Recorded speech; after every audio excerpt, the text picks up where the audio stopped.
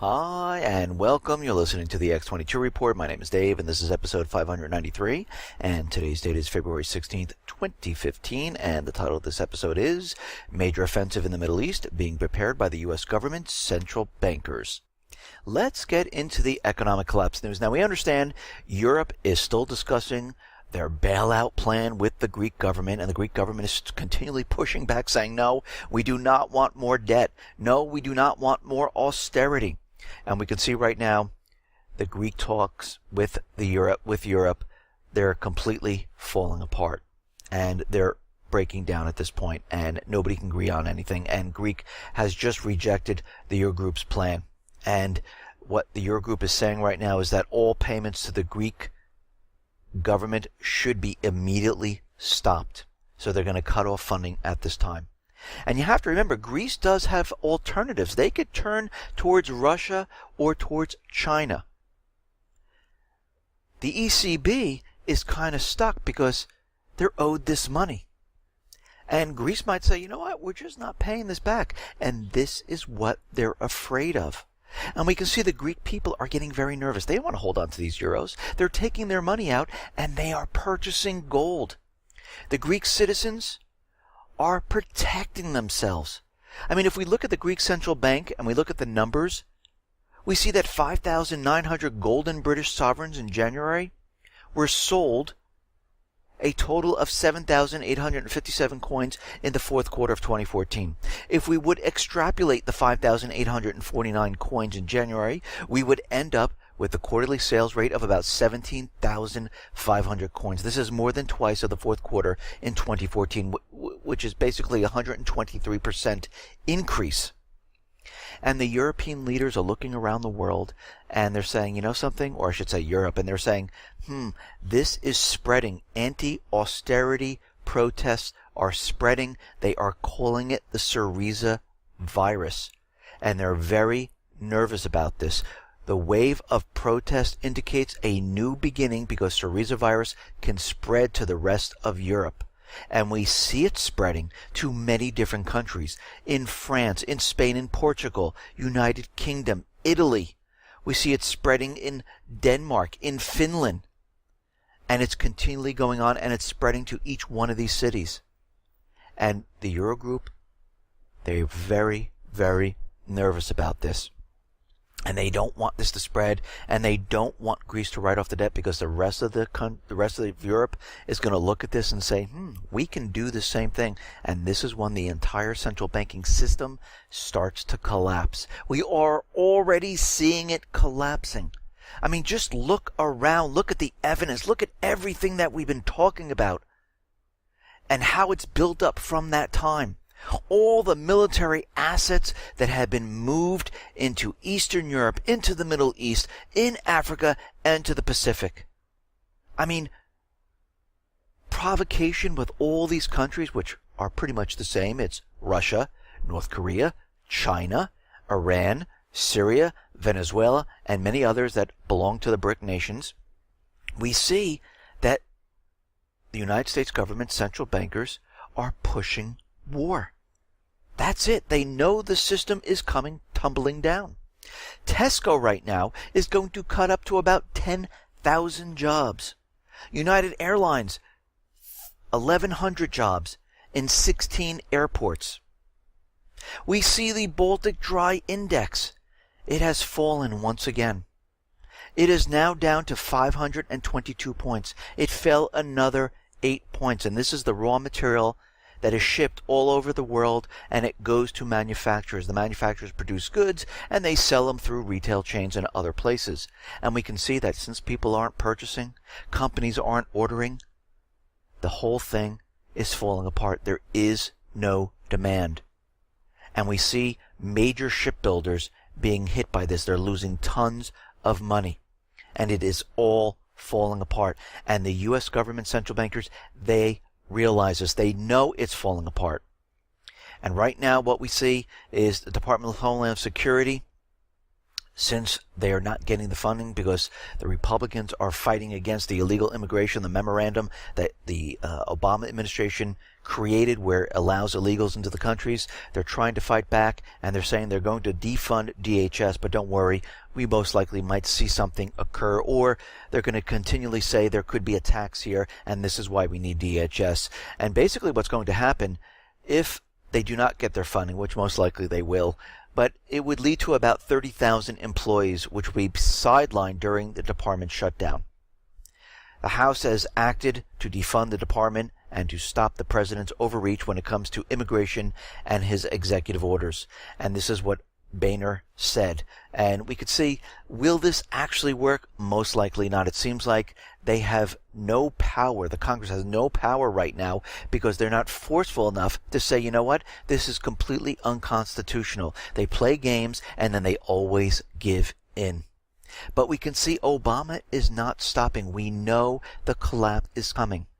They tried time and time again to get certain weapons away from the American people because they are afraid of the American people having drones, the American people having bulletproof vests, American people having weapons, especially those equal to their nationalized police force, DHS. They're very nervous about this, and they tried with many different false flags and different shootings to try to pass different legislation. And Obama has said, you know what, forget this. It's easier to go after the ammunition, and this is what he's doing. The president is using both to target gun owners, specifically owners of the AR-15. If you can't outlaw the guns, get rid of the ammunition. The AR-15 platform, also commonly referred to as the modern sporting rifle, has dominated the civilian market. The popularity of the AR-15 is the reason it is a target of the Obama administration. The latest assault on the Second Amendment came after the Bureau of Alcohol, Tobacco, Firearms, and Explosives unexpectedly announced on Friday the 13th that it intends to ban commonplace M855 ball ammunition as armor-piercing ammunition. So they're outlawing 223 ammunition. That's what they're doing right now. Instead of going through the legislative process, Obama is creating an executive order to once again impose gun control over this. So he's saying, okay, we've tried with all these false flag shootings. We couldn't get the bills passed for the AR-15. We couldn't get them off. We couldn't get them off the street. We need to go after the ammunition. If we can get their ammunition away from the people, the AR-15s are worthless. 3 major 2A assaults in 2015 have happened already. The first came when the activities that constitute manufacturing firearms were changed. Next was the flip-flopping decision of the BATFE regarding firing a shouldered pistol. The most serious, or at least far-reaching, is of course the framework for determining whether certain projectiles are primarily intended for sporting purposes within the meaning of the 18 U.S.C. 921 Section 17C. The new proposal regulation would eliminate the M855 exemption to the armor-piercing ammunition prohibition and make future exemptions nearly impossible. And basically what they're trying to do is just get rid of all the ammunition under certain legislation. But again, under the Second Amendment, we are allowed to bear arms. Arms stands for weapons and ammunition. They cannot do this. It is a violation of the Second Amendment, but they will push this as hard as they possibly can to try to get the weapons away from the American people. Now, Britain's GCHQ spy agency has deployed armed police to protect its Cheltenham operation, but insists there is no specific threat there. Nearby residents received a letter in the post informing them that the government's national listening post was introducing armed Ministry of Defense police at their Ben Hall site. A GCHQ spokesman said the move was related to the raising of the UK terror threat level last year. British spy agency MI5 raised the threat level from substantial to severe in August, meaning a terrorist attack is highly likely. The letter stressed such additional security measures would have no impact on the local residents. Well, basically what they're doing is they're getting armed forces prepared and in place, and who knows, maybe a false flag is about to happen.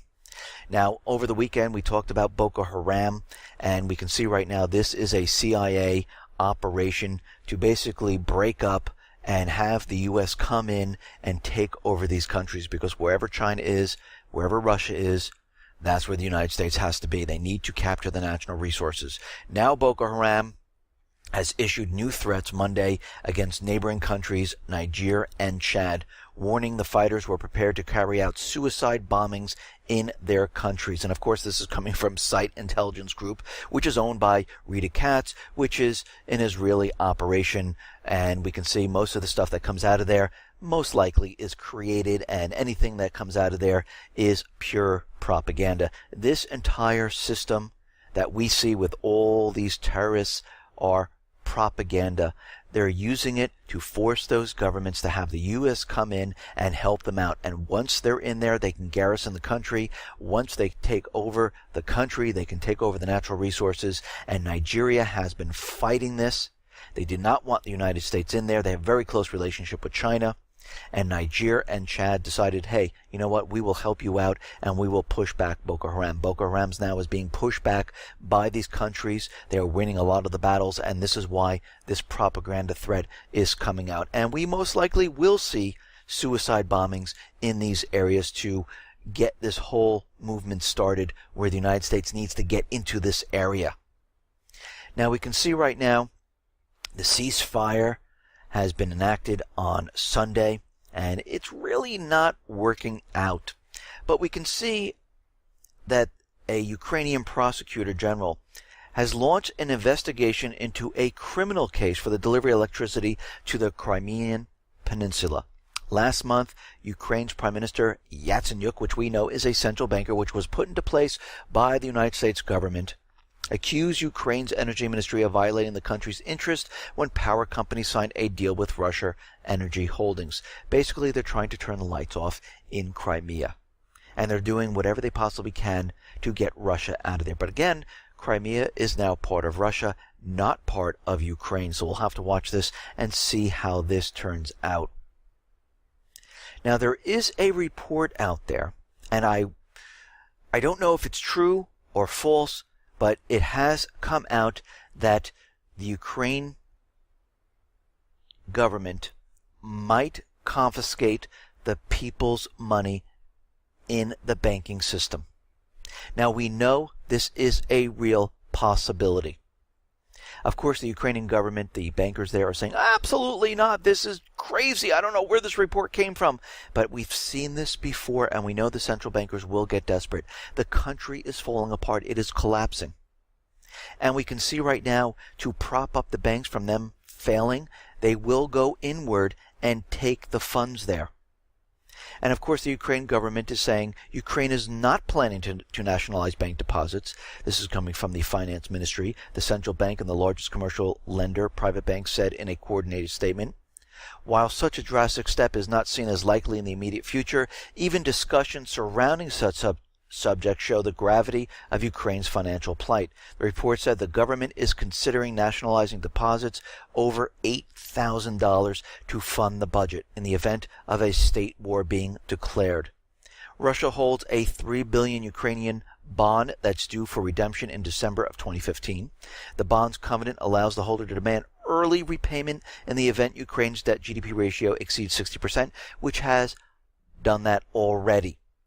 And we know from Ukraine, they're out there spreading propaganda and lies. Look at the photos they give Senator Inhofe. Look what they've done with saying that Russia is inside Ukraine. Look what they've done when they said Russia shot down MH17.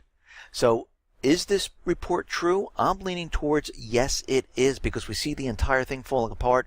Russia has a bond which is coming due, and they are continually getting more and more loans. They're not abiding by the ceasefire, and we know the central bankers don't want the west portion of Ukraine. They want the southeastern. That's where the production is, and they're definitely going to go after Crimea because it has the port on the Black Sea, and they want the entire country. This is what they wanted from the beginning. And if they do not have it, they're going to continually push war, which we are seeing right now. Now, Russia is out in the UN, and they're trying to get a UN Security Council to vote as soon as possible on the Minsk agreements. and Russia is engaged in negotiations with the 15-member UN Council on the resolution initiated by Moscow. The draft resolution welcomes the results of the talks in Minsk and includes a call for the parties to be committed to implementing them. But the vote was delayed, of course, due to amendments introduced in regard to the document. So everything has been delayed, and the UN has come up with absolutely nothing at this point. And we see there is still major shelling going on in Ukraine. And we see that the Kiev government, the central bankers, are shelling the airport. They're firing into Donetsk area, and the Donetsk people are saying that they're trying not to be led into this provocation where they fight back. But they did say that, they're trying to abide by the Minsk agreements, but if the Ukraine security forces fire as a provocation, we will not return fire. But if the firing threatens the militia or civilians, then we will return fire. So if you see Kiev hit another school, another hospital, another trolley, another bus, they will return fire. And of course, here in the United States, the corporate media is saying that it is the rebels who are firing back. But actually what it is Kiev. Because actually, if you look at the peace deal leans more towards the rebels, and there is no reason for them to go ahead and fight. They were winning. They were pushing the Kiev troops back. They had them surrounded. So the motive for the rebels to continually fight, there is no motive. The motive for Kiev is there because they want the southeastern, they want all the factories, they want the production, and they want Crimea, and the bankers are pushing them. And they are not letting up whatsoever. And we can see right now the Kiev troops, they are not observing the ceasefire whatsoever. They're not withdrawing the heavy military assets. And the Donetsk people are waiting because they want to do it at the same exact time. But this is not happening. And the Donetsk people saying, well, if they're not going to withdraw with us at the same time, we are not going to do it. And they're continually shelling, which makes it very difficult. Now, as we know, the United States government, the central bankers they've been demonizing many different countries, and they're doing this on purpose because they need to get the level of the American people at a certain point where they believe that these countries or groups are enemies. Right now, we understand that people do, about 83%, this was a Gallup poll, saying yes, the Islamic State is a threat to the United States. So they have that where they want it. Now we see that Americans agree Russia is now the greatest enemy of the U.S. So they both have Russia and the Islamic State exactly where they want. They convince the American people with all this propaganda that, yes, we do have enemies, and these are the people that we're going to be going to war with. And 18% of Americans consider Russia to be the United States' greatest enemy today, up from 2% a few years ago, Gallup poll said. 15% said North Korea. 12% said China, 9% said Iran, and 8% said Iraq. 49% also now see Russia's military power as a critical threat compared to 32% last year. So these percentages are moving up. They're watching the polls because as soon as they reach a certain point, they're going to say, okay, we have the green light. The American people are with us.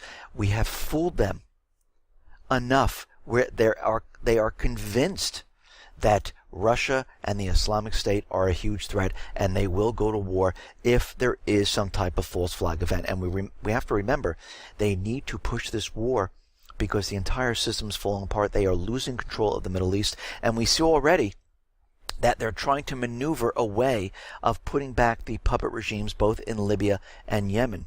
The United Nations Security Council has voted right now to adopt a resolution that demands the rebels, the people in Yemen, to relinquish control of the government, to put the puppet government back in power. The United States and 10 other countries co-sponsored the resolution that had been originally drafted by Jordan and the United Kingdom. The resolution demands that the people in Yemen immediately and unconditionally withdraw forces from government institutions. Now we can see what they're trying to do. They've created and had the UN they created the UN security resolution, and they are pushing this to see if they abide by it. Now, most likely they're not going to do this. The resolution demands that they do this immediately. And the question is, if they don't do this, what's next on their agenda? And we can see right now, Samantha Powers is out there saying the people of Yemen deserve a clear path back to the political transition process and a legitimate government. That's strange. But let's think of this for a second. The people in Yemen were upset with their government.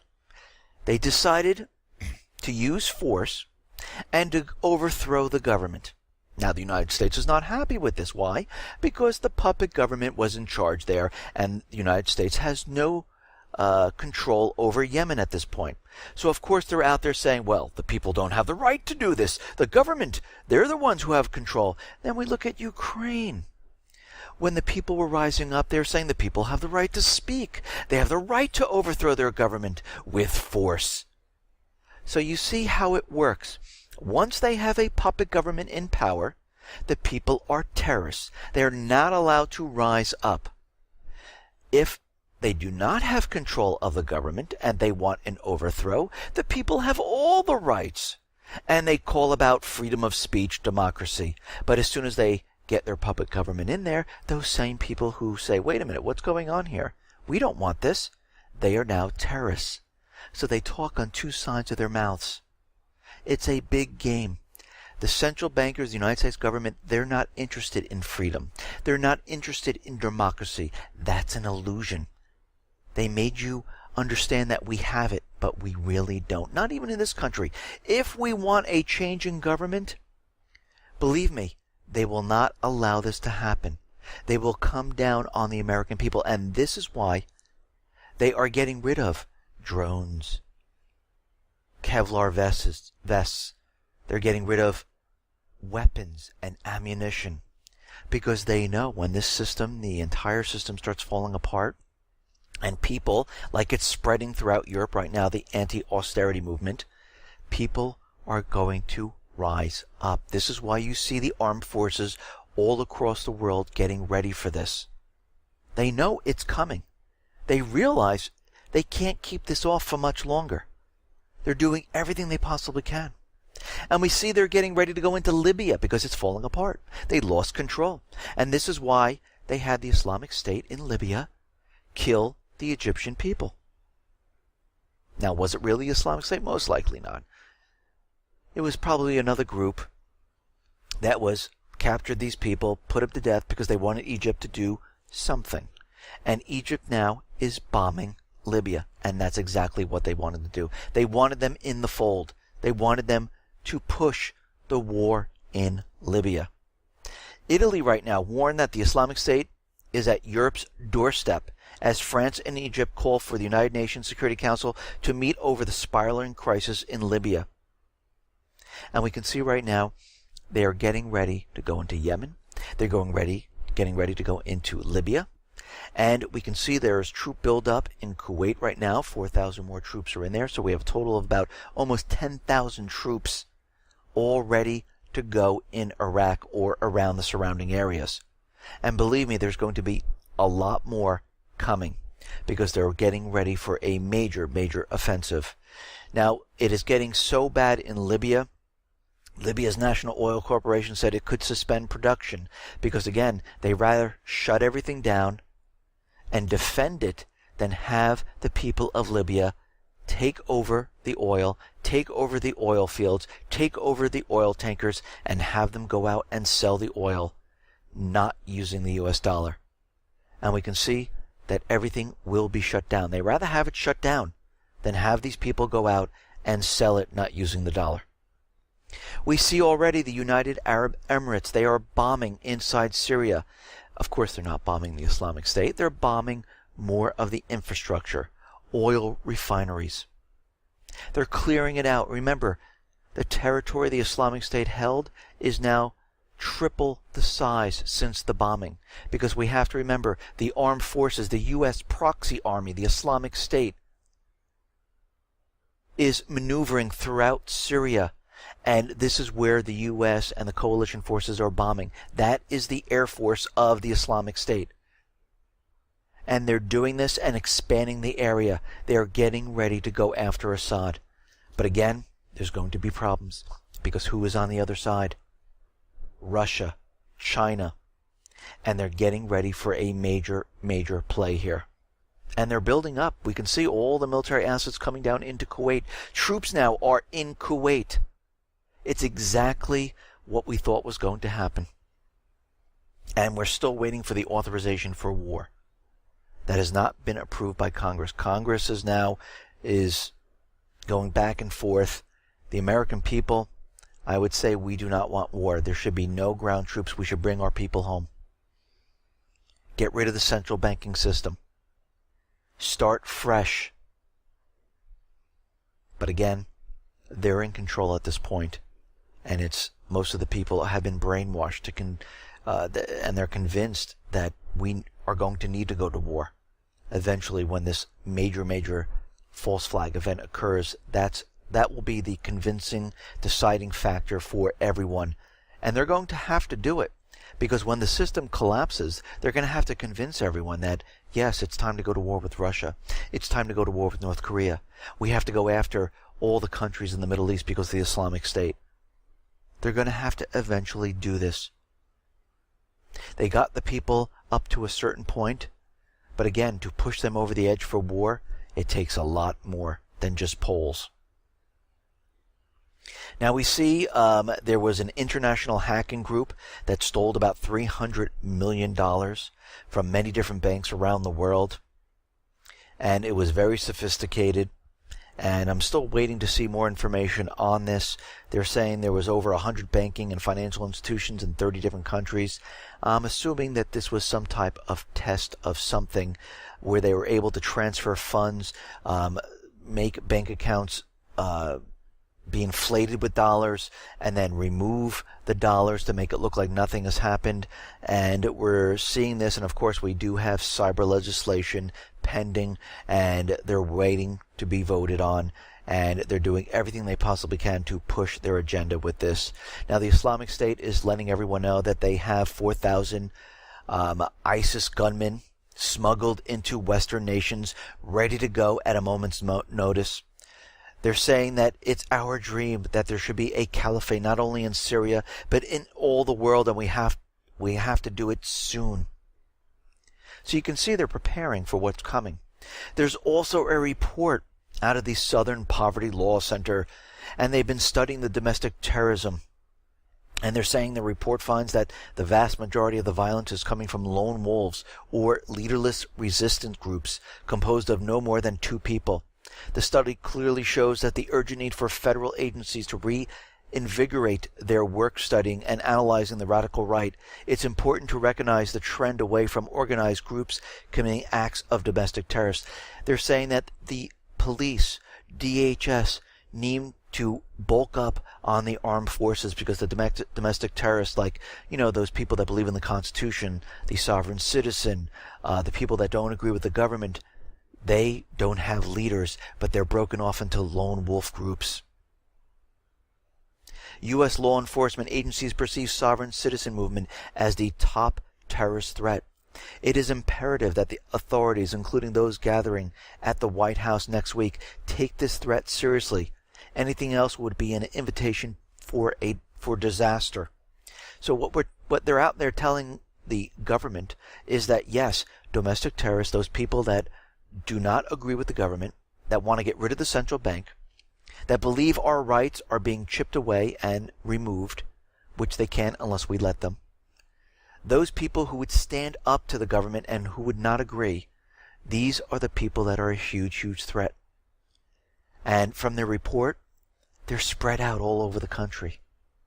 They don't have any leaders. They're broken off into small groups getting ready to attack the government. This is what they're trying to tell everybody. So they are getting prepared. You have to understand. They've been creating lists. They've been putting people on lists because they need to know who is going to be a threat to their authority. Because when this system comes crashing down, there will be riots, but there will be those people who are organized to say, you know what? This government needs to go. The central banking system needs to go. They are not working in the best interests of the people of the United States. And again, the people will have to rise up once again. Our founding fathers gave us a gift, but it wasn't going to last forever. They even said it, that it was not going to last forever. They said that once again the people will have to fight for their freedoms. And here we are once again. As things continually break down, we see things are getting worse and worse as time goes on. They're almost complete with closing down an open society. And they're trying to disarm the people, take away their rights, take away free speech, lock down the flow of information. So you can see right in front of your eyes, all of this is happening. And they do it very slowly. But when you add everything up, you see the bigger picture. And this is what we're seeing right now. Listen, everyone, thanks a lot for listening. Be well, be safe, and especially be prepared. Thanks a lot.